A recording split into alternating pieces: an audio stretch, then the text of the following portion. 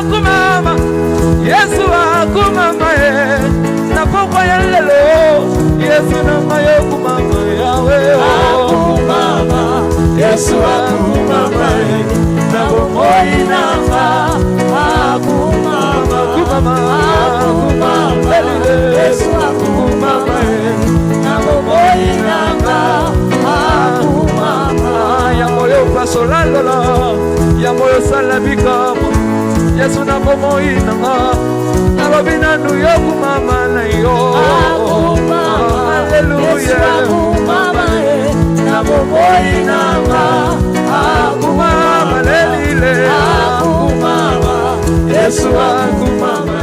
Nous avons dit en termes de rappel, le Seigneur parlait à Josué parce qu'il est arrivé à un moment donné où Moïse, le chef de file, c'est lui qui a fait sortir Israël d'Égypte, il y a eu un moment donné où sa course s'est arrêtée. Et c'est ainsi que le Seigneur a choisi Josué pour la suite de ce pèlerinage vers la terre promise. Alors, le Seigneur voulait éveiller l'esprit de Josué. Alléluia. Il lui dit, Moïse, mon serviteur, est mort. Lève-toi, traverse le Jourdain et amène ce peuple vers la terre promise. Amène ce peuple vers la terre que je jurais à leur père de leur donner. Mais le mot d'ordre, c'était fortifie-toi et prends courage. Et nous avons renchéri pourquoi est-ce que Josué devait se fortifier, parce que la tâche n'était pas facile. Il y a eu plusieurs grands qui sont tombés dans le désert. Toute la génération de l'époque, tous ceux qui ont quitté l'Égypte, tous ceux qui ont traversé la mer Rouge, tous les grands de l'époque ont fini leur marche dans le désert. Excepté simplement Josué et Caleb qui firent les gens de l'époque, qui ont trouvé grâce pour faire entrer ce peuple dans la terre promise. Alors nous avons relevé trois aspects. Le premier aspect, c'était la personne de Moïse lui-même. Alléluia. Le deuxième aspect des choses, c'était la parole de Moïse. Le troisième aspect des choses, c'était Josué lui-même. Alléluia. Moïse était pour Josué une unité de référence. Parce que Dieu agirait à Josué en lui disant que je serai avec toi comme j'ai été avec Moïse. Je ne te délaisserai point, je ne t'abandonnerai point. Alléluia. Et il lui renchérit en lui disant que tout lieu que foulera la plante de votre pied, je vous le donne. Comme je l'ai déclaré à mon serviteur Moïse. Mais quant à toi, fortifie-toi seulement et prends courage. Parce que les enjeux étaient de taille. Alléluia. Josué avait comme référence la personne de Moïse. En second lieu, la parole de Moïse. Pourquoi la parole de Moïse? C'était Moïse qui maîtrisait bel et bien sa propre loi.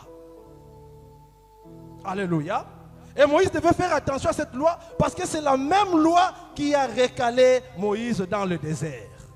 C'est ainsi que le Seigneur Dieu tirait beaucoup d'attention à Josué en lui disant fortifie-toi et prends courage.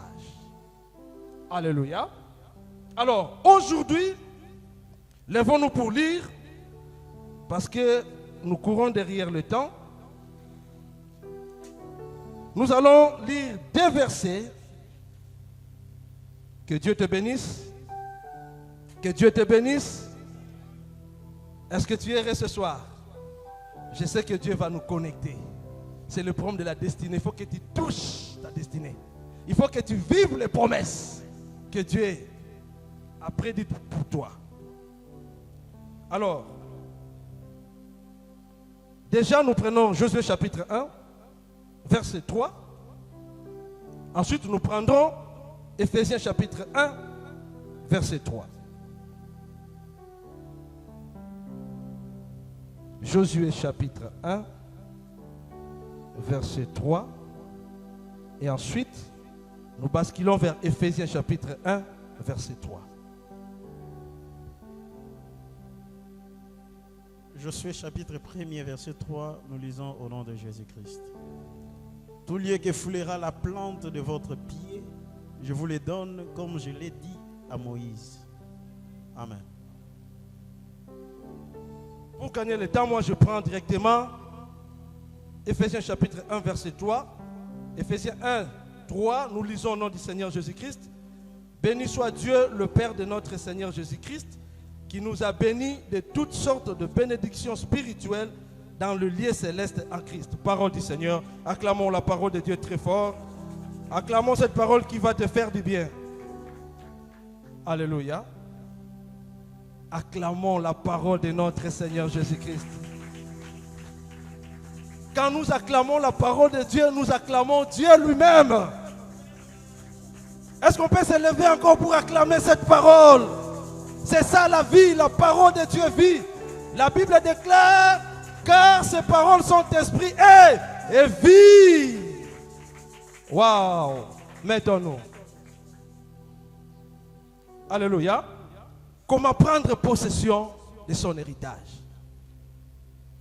Nous devons comprendre au début que, comme nous l'avons dit récemment dans Jérémie chapitre 29, 11, au départ, les promesses de Dieu sont des projets. Alléluia. Au départ, les promesses de Dieu sont des projets. Cela veut dire que dans le projet, nous avons dit, les responsabilités sont partagées. C'est 50-50. Et quand quelqu'un conçoit un projet, cela veut dire que c'est quelque chose qui vient dans son esprit.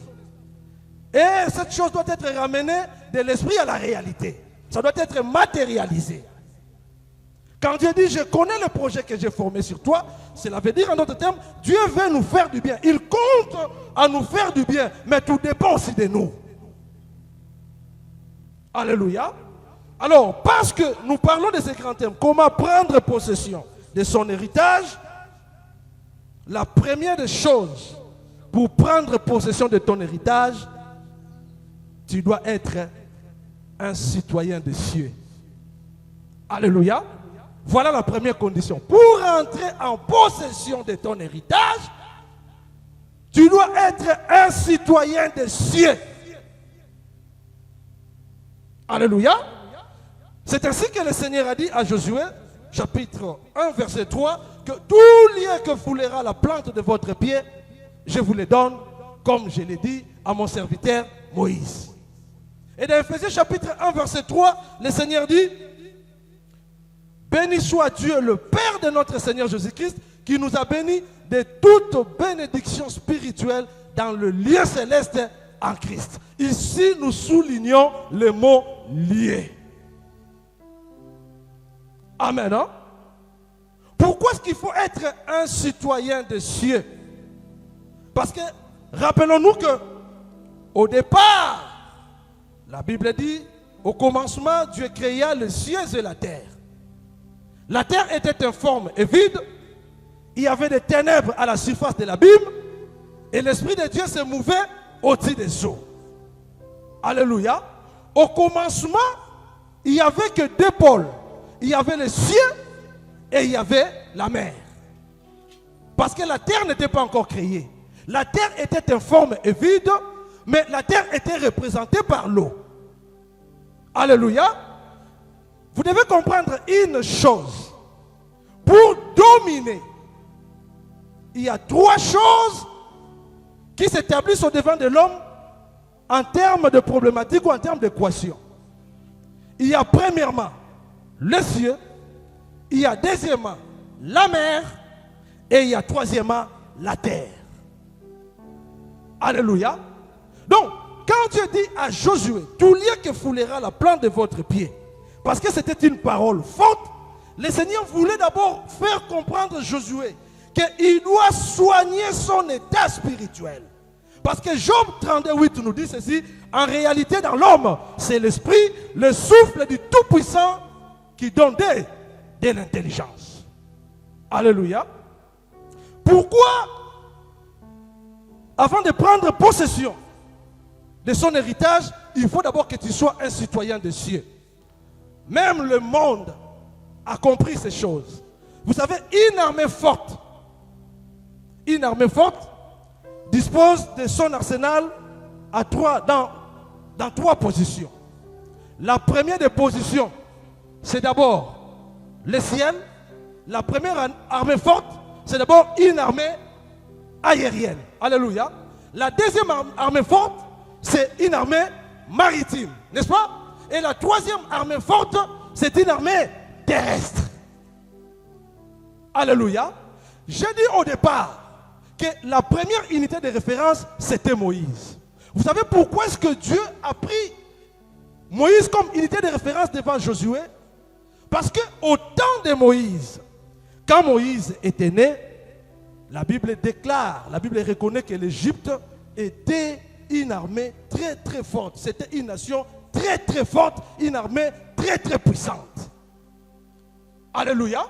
Mais en ce temps-là, les Juifs, les Israélites étaient en train de croupir en Égypte. Par rapport aux promesses que Dieu avait données à Abraham, est-ce que nous sommes ensemble? Par rapport aux promesses que Dieu avait données à Abraham, Dieu avait prédit à Abraham que ta postérité sera dans l'esclavage en Égypte. Mais je me souviendrai de lui, je me souviendrai d'elle et je la délivrerai. Alléluia. Alors lorsque le temps est arrivé, Dieu a utilisé une personne, Moïse. Alléluia. J'ai dit qu'au départ, pour entrer en possession de ton héritage, la première occupation où tu vas t'établir, c'est d'abord les cieux.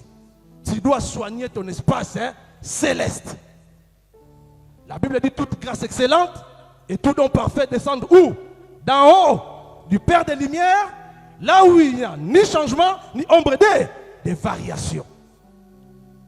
Alors, au temps de l'Égypte, pendant que l'Égypte était en train de faire souffrir Israël, il fallait un homme fort. Il fallait un homme compétent. Il fallait un homme puissant.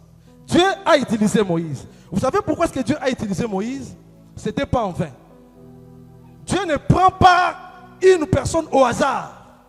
Si Dieu veut t'utiliser, il ne te prendra pas au hasard. Il te prendra par rapport à ta compétence. Il te prendra par rapport à ton onction. Il te prendra par rapport à ta parole. Il te prendra par rapport à ce que toi tu connais. Alléluia.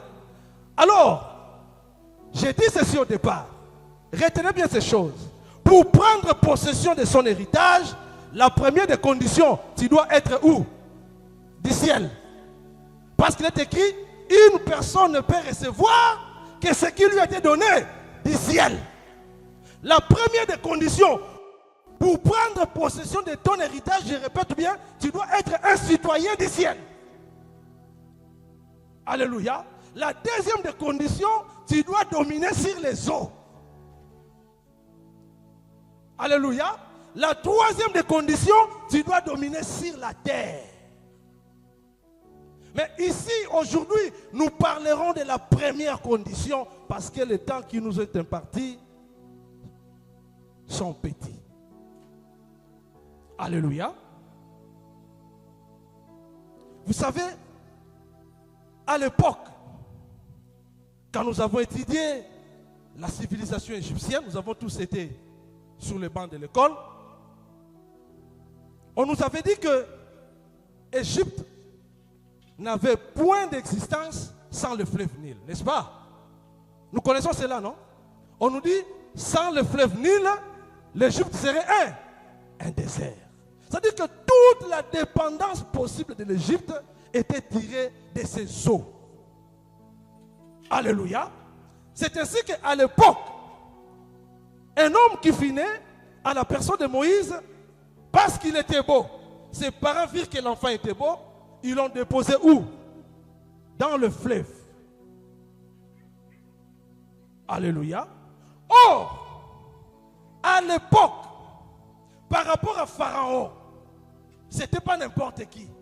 On appelait par Pharaon un maître de double de mer. C'est-à-dire qu'il était dans le ciel et il était sur la terre. Vous comprenez que même les païens qui ne connaissent pas Dieu, mais ils comprennent au moins, pour dominer, tu dois être où? Dans le ciel et tu dois être sur la terre. C'est ainsi qu'un Dieu, le Dieu de la Bible que nous prions, il remplit toutes ces trois conditions. Est-ce que ça va? Le Seigneur Dieu lui-même, il remplit toutes ces trois conditions. Il est où? Dans le ciel, il est sur la mer et il est sur la terre. Alléluia. Pour enchérir cela, si vous lisez Apocalypse chapitre 10, vous verrez que là il y a un ange qui se tenait, qui avait son pied droit sur la mer, son pied gauche sur la terre, et il va se mettre dans le ciel. Ça c'est la capacité de Dieu. Quand Dieu appelle Moïse, je te fais Dieu pour Pharaon. Et Aaron ton frère sera ton porte-parole, ce n'était pas en vain. C'est parce que Moïse remplissait toutes ces trois conditions. Est-ce que ça va? Je ne sais pas si on se comprend. Cela veut dire, je dis ceci. Pour être Dieu, il y a trois conditions à remplir. Psaume 82, verset 6. Il est écrit, n'est-il pas écrit dans votre loi que vous êtes des dieux? Alléluia. Or, pour être Dieu, tu dois être où? Dans le ciel. Tu dois être sur la mer et tu dois être sur terre. Or, Moïse, en son temps, il a rempli toutes ces conditions. Alléluia. Est-ce que vous nous comprenez? Il a rempli toutes ces conditions. C'est-à-dire que la seule personne qui connaissait les secrets des eaux de l'Égypte, c'était Moïse. Pourquoi? Parce qu'il a été tiré des eaux. Dans les eaux égyptiennes, tu ne pouvais pas être un étranger. Si on t'introduisait dans ces eaux-là, si tu étais un étranger, tu ne sortirais point. Est-ce que ça va? Parce que c'était des eaux vouées à l'occultisme, c'était des eaux vouées au satanisme. Tout ce qui a été tiré de l'époque, les pyramides, toutes les inventions scientifiques antiques de l'Égypte, venaient où? Des eaux. Des eaux égyptiennes qui étaient vouées au diable. Si vous voulez comprendre ces choses, vous pouvez lire Ézéchiel chapitre 29. À la maison, vous lirez Ézéchiel chapitre 29, vous verrez que là, le Seigneur appelle Pharaon crocodile. Ce n'est pas en vain que Dieu appelle Pharaon crocodile. Le crocodile habite où? Dans l'eau. Alléluia. Et quand vous lisez Ézéchiel chapitre 29, là, Pharaon est en train de dire, les eaux m'appartiennent. Les eaux sont mes inventions. Les eaux sont mes œuvres. Tout ce qu'il y a dans la mer, tout ce qu'il y a dans les eaux m'appartiennent. Pharaon de l'époque fut un homme très puissant à cause de sa domination dans le ciel et dans les eaux. Alléluia. Moïse a été introduit dans les eaux du Nil. Il a été tiré dans les eaux du Nil et il n'était pas mort. Ici, j'explique ces choses afin que nous puissions comprendre pourquoi est-ce que Dieu a pris Moïse comme unité de référence pour Josué. Alléluia. Parce que dans la plupart des cas, nous demandons à Dieu de nous bénir. Nous demandons à Dieu de nous faire de grandes choses, d'accomplir ses promesses dans nos vies, mais il y a des conditions à remplir. Il faut que les cieux te connaissent. Il faut être un citoyen des cieux. Alléluia. Moïse est sorti des eaux. La fille de Pharaon l'aima. Il l'a pris dans sa maison et il a été cultivé selon la vie de l'Égypte antique. Il connaissait tous les secrets de la maison de Pharaon. Alléluia. Parce qu'il a été chassé de la maison du Pharaon, à cause de la défense qu'il faisait pour ses frères, Israélites qui se battaient. Ils ne comprenaient pas que c'était Moïse qui était envoyé. Pharaon a voulu le tuer. Il a fui dans le désert. C'est là où son histoire est devenue importante devant Dieu. C'est là où Dieu s'est intéressé à lui. C'est là où Dieu l'a rencontré au pays des Madian. Pour Dieu, il était un homme complet. Alléluia. Quand Dieu regardait sur toute la terre, il pouvait dire, voilà, un homme qui répond à mes aspirations. C'est lui que je vais utiliser. Le ciel le connaissait, la mer le connaissait, et le désert le connaissait. Pourquoi? Parce qu'il est sorti, il est entré dans le désert, il a traversé le désert jusqu'à aller se Jéthro. Pour Dieu, c'était un homme accompli. Dieu ne pouvait utiliser que lui. Quand Dieu regardait sur toute la terre, quand Dieu regardait sur tous les Juifs, il n'y avait personne qui avait les aspirations que le Seigneur cherchait dans Moïse, si ce n'était que Moïse lui-même. Je ne sais pas si on se comprend. Alléluia. Cela veut dire que l'onction que tu cherches doit te ressembler. L'onction que tu cherches doit être ta vie. L'onction que tu veux posséder doit être comme toi. Alléluia. La fois passée, nous avons lu au moment de la déportation du peuple juif pour Babylone, il y avait des conditions à remplir. Les gens qui devraient œuvrer dans la maison de Nebuchadnezzar devaient être de la race royale. Alléluia. Ils devaient être de la race royale ou des familles nobles, des jeunes garçons sans défaut corporel, bons de figure, doués de sagesse, d'intelligence, doués d'instruction, capables de servir dans le palais du roi et à qui l'on enseignerait la langue des Chaldéens. Alléluia. Nous avons lu aussi 1 Samuel chapitre 16. Nous avons vu que pendant que Isaïe sanctifiait ses fils, il y a eu un qui est arrivé qui n'avait pas besoin de sanctification. Pourquoi? Parce qu'il répondait aux critères que Dieu avait besoin. Alléluia. Quand l'un des serviteurs de Saoul avait dit, je vis un fils d'Isaïe qui sait jouer. C'est un homme fort, un homme vaillant, un guerrier, parlant bien d'une belle figure, et l'Éternel est avec lui. Alléluia. Parce qu'il remplissait toutes ces conditions, c'est ainsi qu'il fut choisi pour transporter les armes de Saoul. Amen. Je ne sais pas si on se comprend. Je suis en train de cheminer. Si tu n'as pas encore compris, tu vas comprendre. Alléluia. C'est ainsi que vous verrez par rapport à Moïse. Parce qu'il répondait à tous les critères que Dieu avait besoin. Lorsqu'il fallait partager la mer, il n'y avait qu'une seule personne qui connaissait les secrets de la mer. C'était qui? Alléluia. C'était qui? C'était Moïse, parce qu'il venait de là. Alléluia. Vous remarquerez que quand Dieu a appelé Moïse, Moïse dit, Seigneur, tu sais que je suis un homme qui ne sait pas parler. Ce n'est ni d'aujourd'hui ni d'hier, ni depuis que tu connais ton serviteur. La Bible dit, Dieu a voulu le tuer. Pourquoi? Parce qu'il était indispensable. Il n'y avait que lui qui connaissait tous ses secrets. Il n'y avait que lui qui remplissait tous les critères de Dieu. Je vous ai dit, un Dieu doit être dans le ciel, doit être sur la mer, doit être sur terre. Est-ce que tu es un Dieu?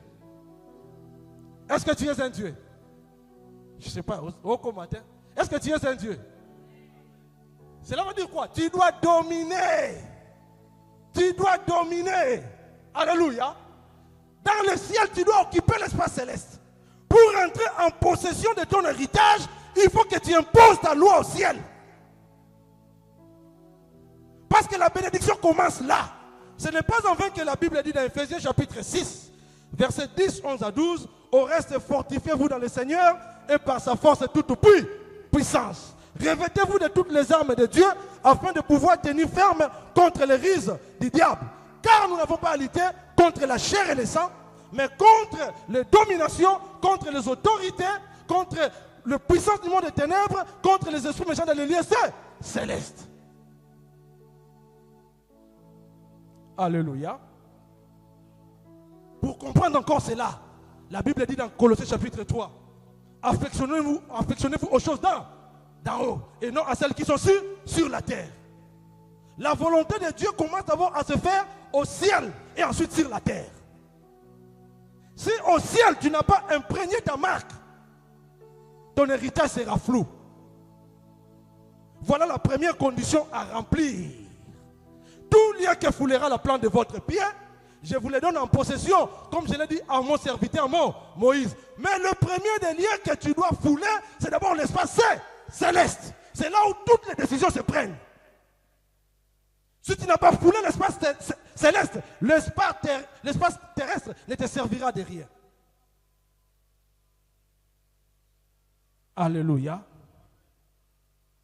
Vous savez pourquoi est-ce que plusieurs personnes ne sont pas bénies? Parce que toutes les décisions qui se prennent dans le ciel demandent à ce que, lorsque ces décisions se prennent, il faut que la personne en question, sur qui les décisions sont prises, doit être là. Si vous lisez 1 Roi chapitre 22, la Bible dit, il y a eu un moment donné où le roi d'Israël a voulu aller en expédition contre les Syriens. Alléluia. Il a fait appel à Josaphat, roi de Juda. Il y avait le royaume de Juda à l'époque et le royaume d'Israël. Le roi Akab appela Josaphat. Il dit à Josaphat, Josaphat, est-ce que tu ne sais pas que Ramoth en Galade, c'est-à-dire Ramoth était de l'autre rive du Jourdain. Et Ramoth à l'époque était une ville destinée à Israël. Mais à l'époque du roi Akab, cette ville était tombée entre les mains des Syriens. Alléluia. Est-ce que ça va? Alors Akab dit à Josaphat, ne te souviens-tu pas que Ramoth nous appartient? Est-ce qu'il faut que nous la laissions entre les mains des Syriens? Nous voulons aller en expédition contre les Syriens. Nous voulons faire la guerre aux Syriens pour récupérer Ramoth. Mais il y avait une condition, il fallait que le Seigneur donne des directives. Akab avait 400 prophètes. Le prophète de Baal. Josaphat a dit à Akab, c'est bien, nous voulons aller, mais il faut que nous écoutions la parole de l'Éternel. Questionnons Dieu. Qu'est-ce que Dieu dit au sujet de la guerre? Est-ce que lorsque nous irons en expédition contre les Syriens, est-ce qu'on va triompher? Akab a fait appel à ces 400 prophètes. Et lorsque les 400 prophètes sont arrivés, tous de même prophétisaient du bien pour Akab. Ils disaient, va en Ramoth en Galade, tu vas faire la guerre, tu vas remporter. Josaphat était en train d'écouter des prophéties monotones, Mais Josaphat n'était pas convaincu. Il dit à Akab, sont là tous tes prophètes? Akab dit non, il reste un. Il s'appelle Michée. Mais jamais il ne m'a prophétisé du bien. Josaphat dit non. Appelle d'abord Michée. Il faut que nous l'interrogions sur l'expédition en question. On a appelé Michée.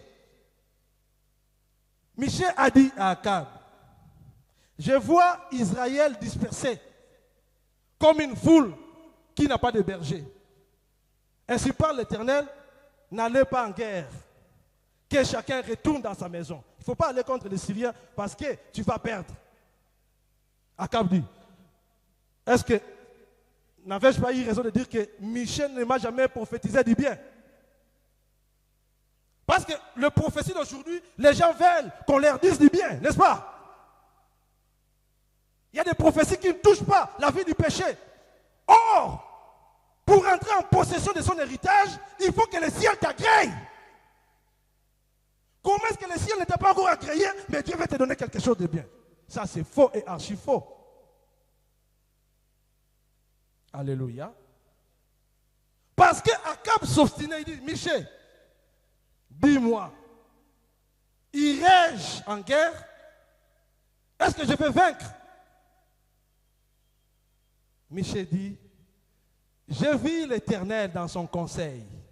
Alléluia. Il avait des esprits à gauche et à droite. Alors une question fut posée. Qui ira séduire Akab? Il y a eu un esprit malin qui s'est levé. Parce que Dieu tient son conseil, non? Alléluia. Je vous ai dit ceci, écoutez bien. Si tu veux être béni, tu dois avoir un aperçu sur les choses spirituelles. Tu dois vivre dans le ciel. Parce que c'est là où se passent toutes les décisions. C'est là où se prennent toutes les décisions de ta vie. Mais le comble est que lorsqu'on prend les décisions au ciel sur ta vie, tu es absent. Je ne sais pas si quelqu'un comprend. Je ne sais pas si on comprend. Tout le monde veut être béni, non? Tu veux être béni? Je veux être béni. Mais le comble est que lorsqu'on décide sur nos vies au ciel, la plupart des cas, plusieurs des chrétiens sont absents. Un Dieu, quand on décide sur sa vie, il doit être là. Habakkuk disait, j'étais à mon poste. Je me tenais sur la tour. Je veillais pour voir ce que l'Éternel me dirait. Et ce que j'aurais à répliquer après ma plainte. Au ciel, la politique de la chaise vide n'existe pas. On donnera à celui qui a, afin qu'il soit dans l'abondance. Mais à celui qui n'a pas, on notera même ce qu'il croit avoir. Et c'est ce qui s'est passé dans 1 Roi chapitre 22. Quand Michel pouvait voir ce qui s'est décidé sur Akab, Akab lui-même ne connaissait rien. Il pensait que Michel était en train de plaisanter. Michel dit, j'ai vu un esprit se dire, moi je séduirai Akab. Et l'Éternel dit à l'esprit impur, oh là là, écoutez, vous savez Job chapitre 1? Vous savez ce qui se passe dans Job chapitre 1? Le Fils de Dieu était auprès de Dieu. Un jour que Dieu était avec le Fils de Dieu, en train de contempler le monde, le diable aussi s'invitait à la fête. Et Dieu dit à Satan, as-tu vu mon serviteur Job? Vous voyez ce qui se passe dans le ciel? Là, il se passe des assises où on décide sur des choses qui doivent arriver. C'est pourquoi ça exige à ce que les chrétiens soient là. Quand on parle de ta vie, tu dois être là. Quand on dort à la nuit, pendant la nuit, quand on dort, il y a des choses qui se passent, mais tu dois te lever et prier parce qu'il faut que tu parles de ta vie. Mais dans la plupart des cas, nous sommes absents. Et comment veux-tu posséder? Parce que les grandes victoires se déclarent la nuit. Vous savez, même dans le monde politique, quand vous voyez des discours se faire, quand vous voyez ces choses, des scénarios s'établir, ça ce sont des fantaisies. Alléluia. Les vraies choses étaient déjà faites. On a déjà déclaré. Tout ce qui se passe là, tout ce qui se passe là, c'est pour embellir les regards. C'est automatiquement ce qui se passe dans le monde spirituel. Quand Dieu veut prendre des décisions dans le monde spirituel, il assemble, et ses saints anges, il assemble aussi l'armée des ténèbres. Parce que spirituellement, même le diable, il est fils de Dieu. Yeah. Mais oui, la Bible dit, les anges, ce sont des esprits. Alléluia. Mais oui, dans le monde spirituel, même les démons, ils sont fils de Dieu. Il y a des autres qui se disent, mais pourquoi ils disent ça? Mais oui, dans la loi, tout le monde est fils de Dieu. Dans la période de la loi, même les poissons ont de l'importance. Même la mouche a de l'importance. C'est dans la période de la grâce, où les choses se dissocient. Alléluia.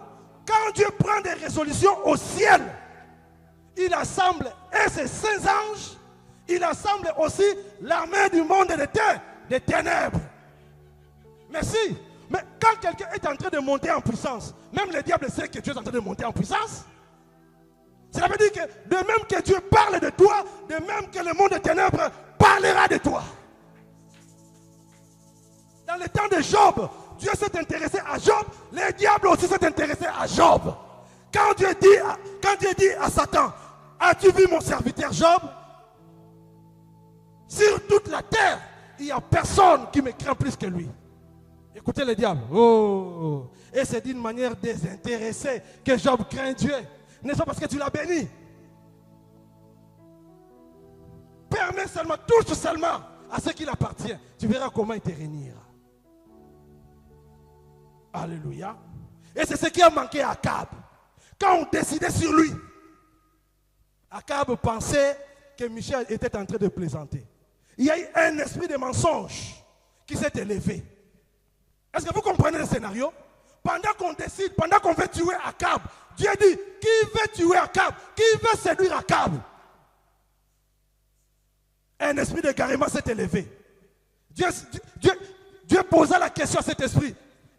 Comment séduira-t-il Akab? Il dit, je serai un esprit de mensonge. Je serai un esprit d'égarement dans la bouche de ces prophètes. Dieu dit, voilà, c'est toi qui vas accomplir cette mission. Est-ce que vous comprenez les dangers? Le monde spirituel a des réalités. Tu dois savoir posséder ton espace céleste. Si tu ne possèdes pas cela, tu ne seras pas béni. La chose que tu cherches ne viendra pas à toi. Tu dois être un homme, une femme. Quand on décide sur ta vie, tu dois être là. Quand on veut te maudire, tu dois être là pour empêcher cela. Béni soit Dieu le Père de notre Seigneur Jésus-Christ, qui nous a bénis de toutes sortes de bénédictions spirituelles dans le lieu céleste en Christ. Dieu est riche en grâce, il est riche en bonté. Vous avez entendu le lieu céleste. Il nous a bénis de toutes sortes de bénédictions spirituelles dans le lieu céleste. Alors, pour que tu sois béni, il faut que tu occupes ces lieux-là. Si tu n'es pas là, ils vont consommer ta bénédiction. Ils vont la bouffer. Alléluia. Alléluia. Est-ce que ça va? Tu as compris, hein? Parce que maintenant, je sens que ça commence à venir. Au début, je te sentais lourd. Lisons. Colossiens chapitre 1. Acclamons le Seigneur. Betela et Maboko, il y a bien. Colossiens chapitre 1. Est-ce que n'est-ce pas merveilleux? Alléluia. Il y a beaucoup de choses à dire ici. Aujourd'hui, nous parlons de l'espace céleste. Tu dois être Dieu. Tu dois être Dieu. Tu dois être Dieu. Tu dois être Dieu. J'ai dit, tu dois être Dieu. Tu dois vivre comme un Dieu. On ne badine pas avec un Dieu. Un Dieu, c'est celui qui prend des décisions. Alléluia. Colossiens chapitre 1, verset 12 jusqu'à 18. Verset 12 à 18. Rendez grâce au Père qui vous a rendu capable d'avoir part à l'héritage des saints dans la lumière, qui nous a délivrés de la puissance des ténèbres et nous a transportés dans le royaume du Fils de son amour, en qui nous avons la rédemption, la rémission des péchés. Il est l'image du Dieu invisible, le premier-né de toute la création. Car en lui ont été créées toutes les choses qui sont dans les cieux et sur la terre, les visibles et les invisibles, trône, dignité, domination, autorité. Tout a été créé par lui et pour lui. Il est avant toutes choses et toutes choses subsistent en lui. Il est la tête du corps de l'Église. Il est le commencement, le premier-né d'entre les morts, afin d'être en tous les premiers. Amen. Alléluia. Acclamons le Seigneur. Acclamons le Seigneur. Écoutez, tu veux le chemin de la grandeur, tu veux être béni. Voilà le secret de la bénédiction. Tu dois être un homme vaillant. Alléluia. Tu dois être un champion. Il ne faut pas qu'on décide sur toi. Tu ne peux pas être un pleurnicheur. Mais tu dois changer ta destinée. Quand je parlais de la position d'un Dieu, je disais qu'un Dieu doit occuper le ciel, la mer et la terre. Mais c'est tout à fait logique. Je vous ai déjà dit cela. Le concepteur de la marque Mercedes, il a compris cela. Vous connaissez la marque de Mercedes? Cette marque a une figure allégorique. Il y a 3 étoiles. Vous verrez une étoile qui tend vers le ciel, une autre étoile qui tend à gauche et une autre qui tend à droite. Nous, quand on nous enseignait sur les transports, le concepteur de la marque Mercedes veut dire tout simplement que la marque Mercedes vole en haut. Il y a des avions marque Mercedes. La marque Mercedes volent sur mer. Il y a des navires de marque Mercedes et la marque Mercedes vole sur terre. Il y a des voitures marque Mercedes. Même les païens, ils comprennent que pour dominer, tu dois être dans le ciel, tu dois être sur la mer, tu dois être sur terre. Mais comment est-ce que l'Église ne comprend pas cela? C'est pourquoi le Seigneur dit, même les enfants des ténèbres sont parfois intelligents que les enfants des lumières. Alléluia. N'est-ce pas qu'avant que nous lisions Colossiens chapitre 1, comme nous venons de le lire, n'est-ce pas qu'au jour du commencement, Dieu avait utilisé Adam pour donner des noms? Vous pensez que c'était une facette? Alléluia. Ça veut dire que c'est l'homme qui a le pouvoir de déclarer ce qu'il veut. Alléluia. Nous allons terminer par Éphésiens, là où je vais expliquer quelque chose de ce genre. Ce n'est pas en vain que Dieu a dit à Adam, donne des noms à toutes les créatures. Parce que tu dois influencer. Parce que tu dois imprégner une marque qui doit demeurer. Alléluia. Colossiens chapitre 1. Rendez grâce au Père qui nous a rendus capables d'avoir part à l'héritage des saints dans la lumière. Qui nous a délivrés de la puissance des ténèbres et nous a transportés où? Dans le royaume du Fils de son amour, en qui nous avons la rédemption, la rémission des péchés. Vous voyez ce que le Seigneur fait? Pour nous sauver, pour confirmer le salut, il doit nous transporter dans son royaume. Nous sommes ici sur terre, mais directement Dieu nous voit là-bas au ciel. Alléluia. Parce que pour créer, la Bible dit, il est l'image du Dieu invisible, le premier-né de toute la création. En lui ont été créés. Donc, pour commencer à créer, parce que la Bible dit, c'est Dieu qui produit en nous le vouloir et le faire selon son bon plaisir.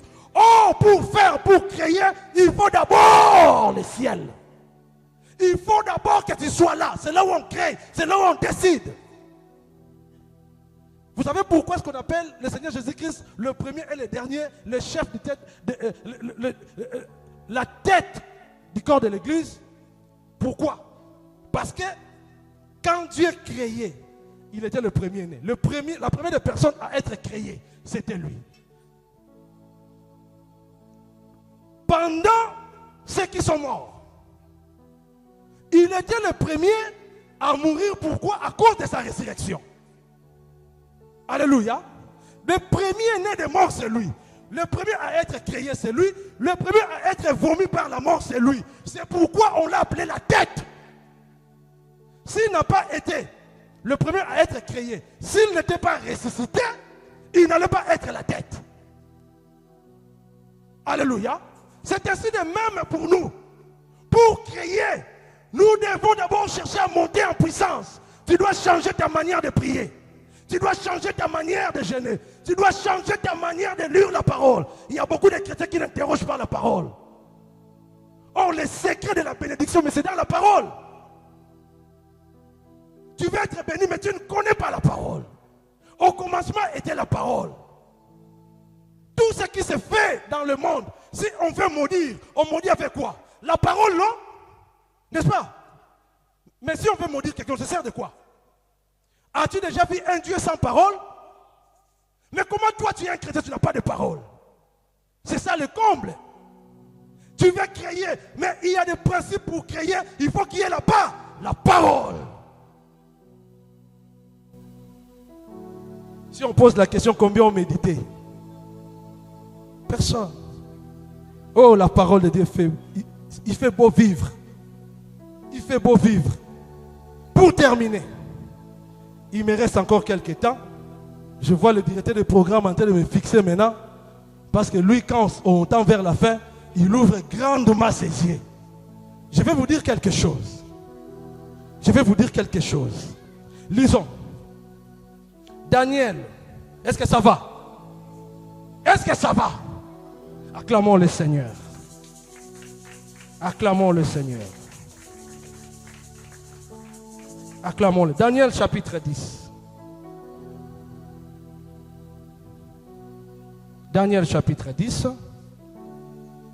Vous prenez déjà le verset 1. On va cheminer. Daniel chapitre 10. Nous prenons le verset 1 jusqu'au verset 3. Acclamons le Seigneur. Daniel chapitre 10, verset 1er à 3. La troisième année de Cyrus, roi de Perse, une parole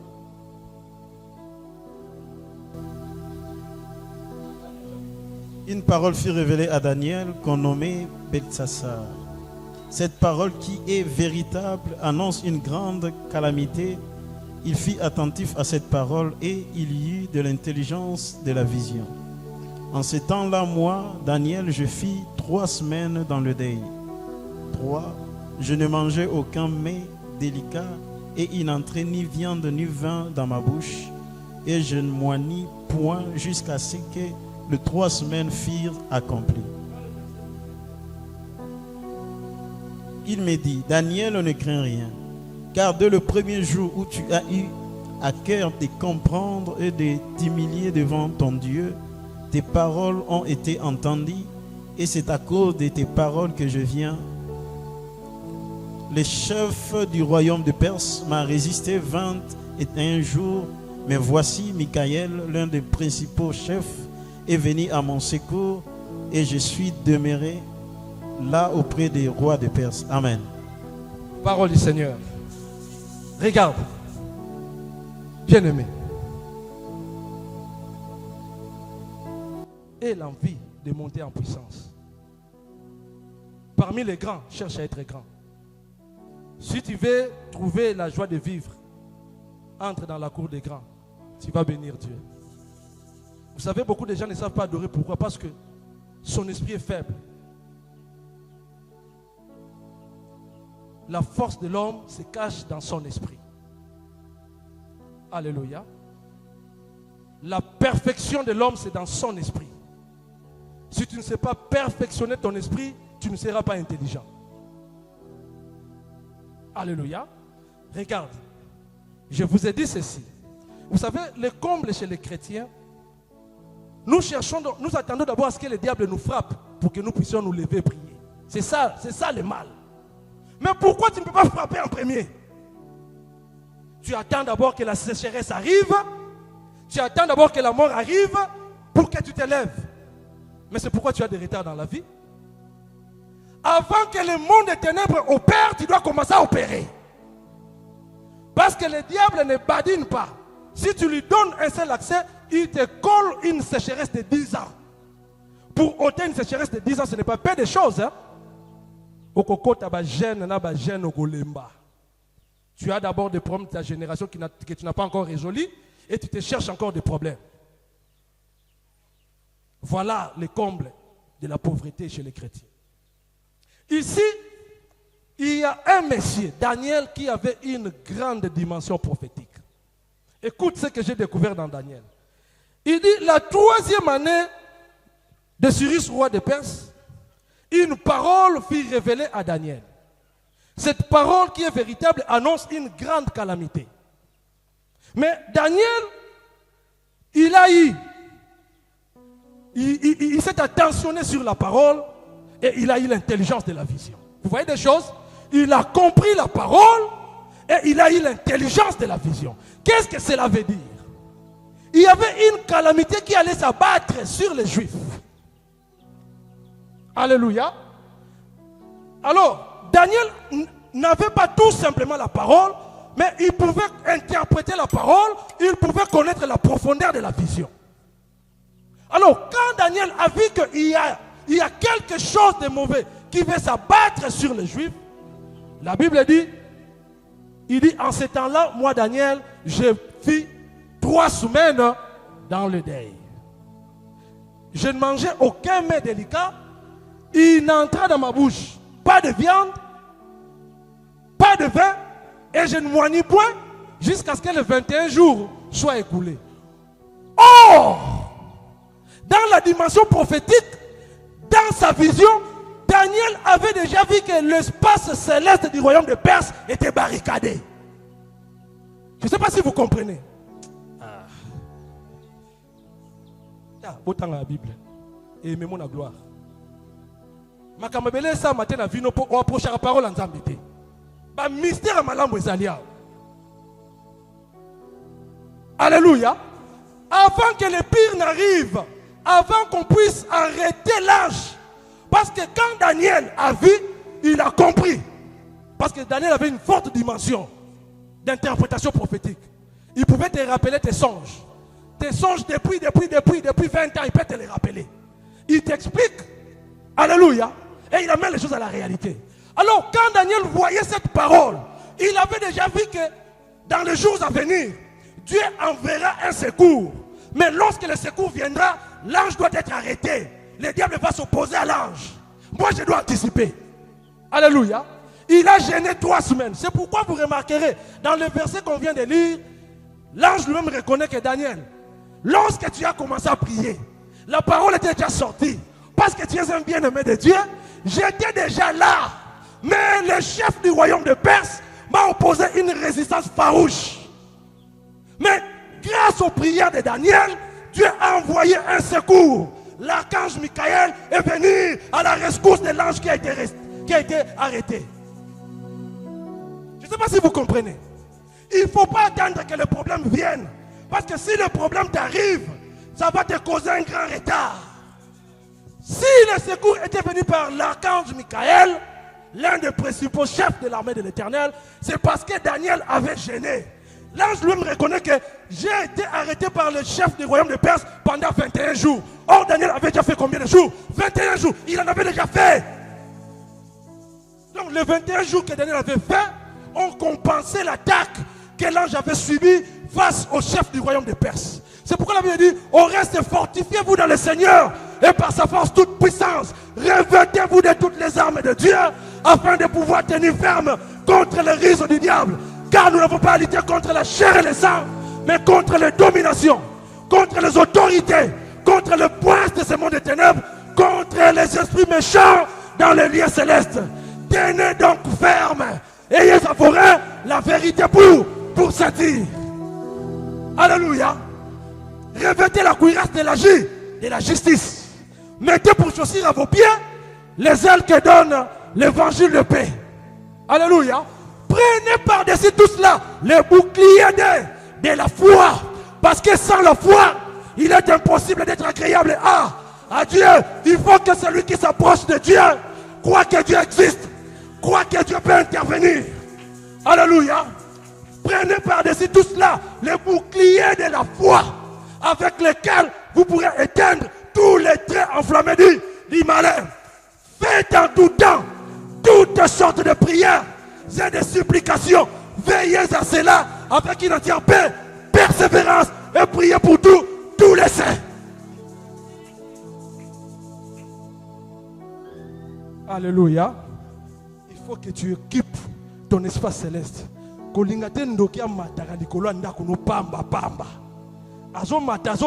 est libre. Non. Non. Ça doit cesser.